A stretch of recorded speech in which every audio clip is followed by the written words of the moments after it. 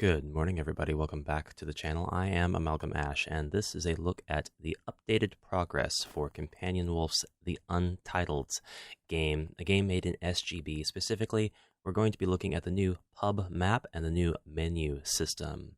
The reason that we're going to look at these things is because it's interesting and important to note the kind of progress that a developer can have using this engine in particular. In terms of the map and in terms of the menu system, there are not a lot of homemade menu systems made for these Smile Game Builder games. I would love to see more, and I think that showing off menu systems made by people could be one way to drill home that, hey, you can do this too. So, without further ado, this is the new pub map, replete with its custom assets. The doors lead to their corresponding areas, toilets, and staff room, normally locked until later in the game, but open for this demo. For the purposes of this version, press B to switch to first-person view. At the beginning of the game, this is disabled by default. You can access the menu with X. While it's fully functional, some areas of the menu are still under development and review. And that makes sense. The framework is there. The sub-menus don't necessarily have to be there to prove the concept of the framework. The doors are not customized yet. They are an anathema and are a real pain in the ass to create for SGP. This can be very true. I'm also aware of the tables clipping slightly into the walls and the misaligned bottles of alcohol on the shelves. I'll fix these later. Hey, after you've had a couple of drinks of said alcohol, everything's a little misaligned, so it works out perfectly. Okay, so we did start over. I was met with a blank screen and no pub. Apparently had too much to drink. So started over, left all of these settings as default, and here we are. Oh good, we have mouse look. I actually really love mouse look for SGB. Way more than its tile-based movement. I don't have anything against the folks that use the tile-based movement in their games at all. But for me, I feel like it's so much more natural to have mouse look. I'm going to use it sparingly, though, because at particular speeds, this can actually create a little bit of nausea in some of my viewers. So I'm going to apologize for that. I'm going to use it sparingly just to take a look around the first room of the pub. And it looks really nice. Really nice. We have our neon sign. Welcome to the Geo Pub. We have table with glass top. I always really like seeing those models that use the transparent or translucent faces. And we have chairs. The texture on the chairs is really nice. The wood looks like wood. The felt looks like felt. And then the bar. Oh, this is going to be so much more of an improvement over the last version. Last version was in a jam version of the game, so I definitely don't hold that against the game, but it is so nice to see this kind of progress. There's been quite a bit of it. So, looks like we have the toilets, sort of a sunken area for a cozy private drink with your friends. An upstairs area, sort of a mezzanine for a more VIP experience. We have bottles behind the counter. Not a lot of alcohol here available for your perusal. I see, what do we have? Wolf's Vodka. I see. Yes. Actually, love the design of these bottles, especially that tequila one. That's the fancy top shelf stuff. There's the VSOP cognac. The tequila was hecho in Mexico, and we've got a bottle of bourbon. Text is a little too small for me to read the rest of that, but I don't think I was intended to read it anyways. I am just having fun. Did you know? Become a monthly Subscribe Star patron, and you can obtain the assets in the Untitleds for free. And that's a pretty good deal, I'd say. Now we're going to take a look at the menu, and I think one of the menu options will open the link to that Subscribe Star page, so we're going to take a look at that as well. Oh, we are in the bathrooms. We couldn't go in the bathrooms in the jam version of this game. In fact, they were just single stalls kind of out there. The toilets map is incomplete, more a template. That means that many of the assets here will be replaced later. At the beginning of the game, especially during the intro, this area is inaccessible, so development will only continue when it's needed later in the game. Understandable. We'll stay in first person, or third person for this. Actually, I'm going to switch to first to look at this room. We have a single roll of toilet paper, but the walls and floor look very nice. Okay, and let's see if we can guess which room we are in. Can't guess yet. I would venture to conjecture Mr. Wolf is going to be creating custom toilets to fill those stalls. Yeah, I would say that's probably true. Look at the mirrors. You know, you can't have true reflection in SGB because it just doesn't support reflective maps on its models, but that is the next best thing. That sort of faux reflective texture. Well done, Mr. Wolf. Well done. I don't think I would have thought to utilize that. How does it look from up above? It's about the same effect, but it actually, you'd think it wouldn't, but it looks even better in first person when you're up close. It gives off even more of that faux reflective vibe. The one thing I would say is that almost looks like it's supposed to be a frosted over window, and the outside shows us a house with a snow-covered roof. I would say that was maybe the female's bath. Yeah, I was right. And here's the males. We have urinals. That is an awkward situation. This, somehow, some way, this breaks the bro code. I'm not quite sure. I haven't been in this situation before, but the orientation is just a bit, it's a bit off. I'm playing around, of course, but awesome. So the urinals are set up, toilet paper holders are set up, mirrors, sinks. We need some soap, but other than that, looks nice. I don't want to skip the plant. The plant here, I don't know if this is Mr. Wolf's asset, but that's a nice looking plant. And that is the correct way to do plants in any engine, I think. Just planes with textures, because you're not going to notice any difference this far away or up close. Leaves, what are leaves anyway, but just flat planes in real life with textures applied to both sides. Let's go up to the VIP area. Yeah, I'm special. I'm looking down at all of you fools in the bar. All right, time to access the menu. This is the bread and butter. Actually, the pub walkthrough was really nice. I liked that a lot. And we can use the arrow keys. Bit of flashing, but actually only some of them flash, so that's probably a bit more of a work in progress.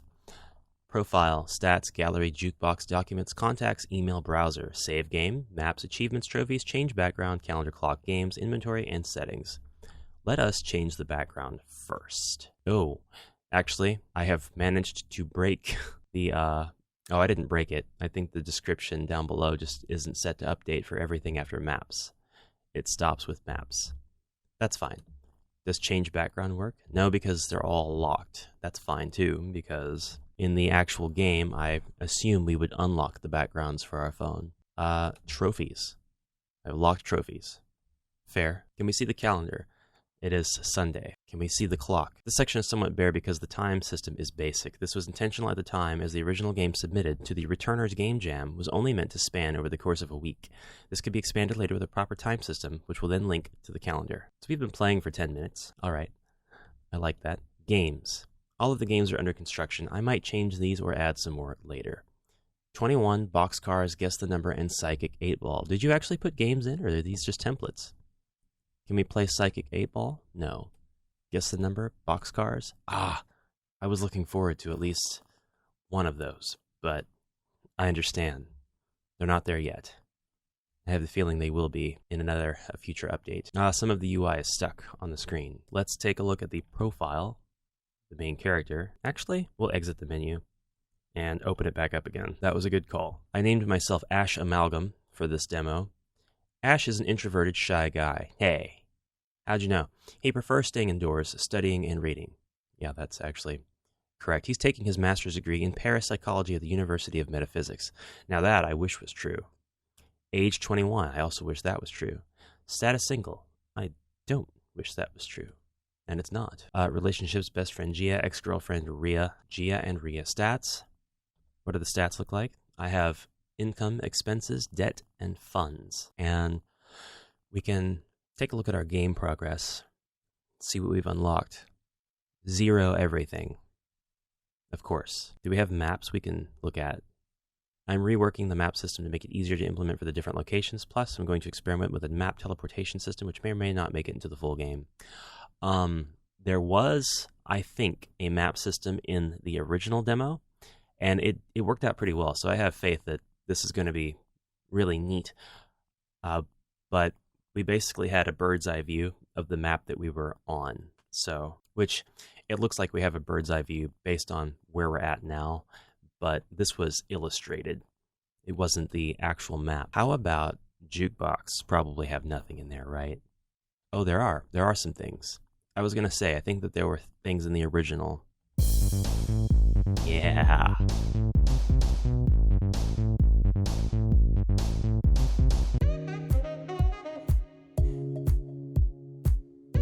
Excellent. The jukebox does work. Now, documents. This section is where all the documents you find, including tutorials, notes, etc., will go. I haven't quite decided how to implement this yet. Fair. Contacts. Your phone numbers and other contact lists. I'm not sure how to implement this section yet, especially if the experimental relationship option remains. The idea is that any new people you meet will be added. You can make calls to them, and they may call you on occasion. I have some ideas. I have some ideas about how that could work in a consistent yet optional part. In this section, you'll be able to send and receive emails. I'm thinking of ways to make this work efficiently, including read and unread messages, as well as numbers on the main menu to indicate unread emails. I'm not sure how to do this or if it's entirely viable. That's fair. Browser. We'll save the browser for last, but we're almost ready to check it out. Achievements. Save game, of course, is going to open up the save menu. Preparing your save data. Please wait. And we have our wonderful default SGB characters. Inventory. The inventory isn't really needed at this point, although in later versions it may be necessary. This ultimately depends on how game development evolves in certain parts of the game. All right. And settings. This is rather basic at the moment. Oh, this is these are real game settings, completely homebrewed by the dev, that allow you to turn on and off various toggles relating to game content. There's a visual bug with the cursor, which seems to occur with image resizing. Okay, so if I take the busts, oh, I see that now. I see the bug with the cursor. That's odd and kind of funny, but that's fine. I'm going to change it to full busts for the text bubbles, and I'm going to leave everything else alone and hope that that is okay. Uh-oh, I may be stuck. Yes, dev nodes is not. Oh, there we go. Shift didn't work. I had to press X to exit out of there. That is fine. And finally, if I go into one of these areas and the developer message pops up, it looks like it's not going to pop up twice. So I think we can finally go to browser. Yes. This has brought us to the Smile Game Builder Athenium, which has undergone some facelifting. I was invited to be a guest blog writer on the site, and I should apologize to Mr. Wolf. I never did take advantage of that opportunity. I wanted to, and I was able to register, but I did not ever feel like it was intuitive to get to the part where I needed to write any content, and I didn't reach out to try to change any of that, but for that I'm sorry. In the future, I still hope to be able to take advantage of that and be able to post a few things. So for those of you who don't know, the Athenium, it looks like it's opened in a browser that I don't use. Is this Edge? No. Is this still in Smile Game Builder? Like, I'm looking at my taskbar. This is still in Smile Game Builder. Oh, that's awesome. That's really cool. I thought this opened your browser, and I mean, in some sense, I guess it does, but it doesn't open your browser. It stays in Smile Game Builder. That's amazing. So that's the Athenium. We can visit the other places too: Twitter, YouTube, Subscribestar. I do not know what I was moused over before I hit enter, but we get a special close menu at the bottom of the screen. That's really nice. Okay, here's YouTube. That means Smile Boom implemented a way for Smile Game Builder to process things like HTML. Anyway, the Athenium.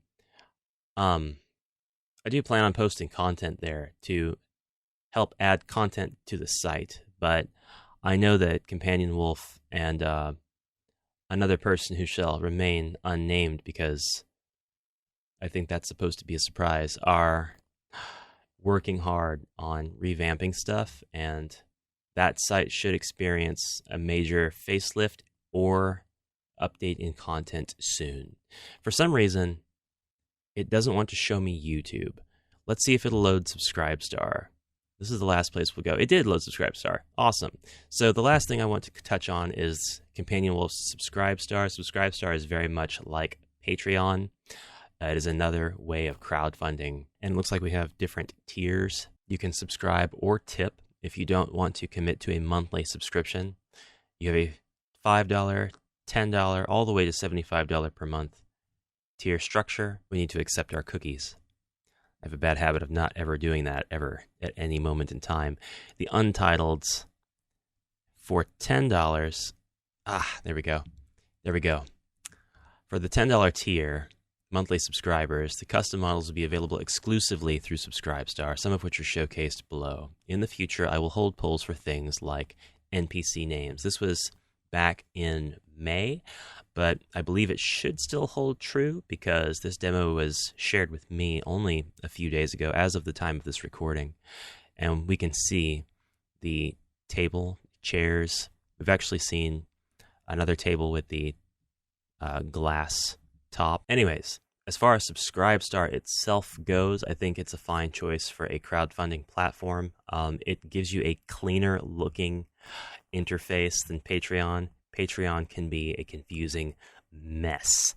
I don't know what is up with Patreon. I use it, but I struggle with navigating that site sometimes because it is just laid out in such an unintuitive fashion, and it can be difficult to get to the menus you need in order to create the content you need without having to visit other menus. There's problems. There's just problems.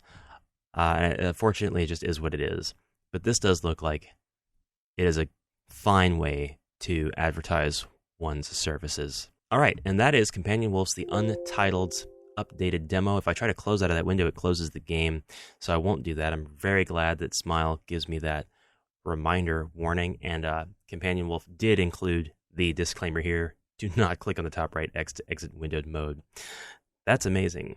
I think that it's been like this for a while, but I haven't ever realized that SGB opened up the browser within itself.